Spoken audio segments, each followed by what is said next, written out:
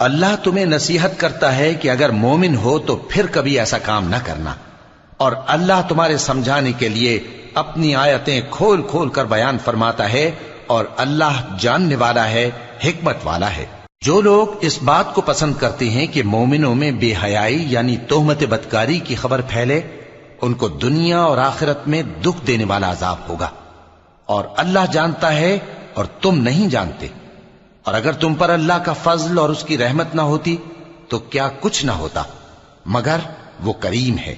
اور یہ کہ اللہ نہایت مہربان ہے، رحیم ہے۔ مومنوں، شیطان کے قدموں پر نہ چلنا، اور جو شخص شیطان کے قدموں پر چلے گا تو شیطان تو بے حیائی کی باتیں اور برے کام ہی بتائے گا۔ اور اگر تم پر اللہ کا فضل اور اس کی مہربانی نہ ہوتی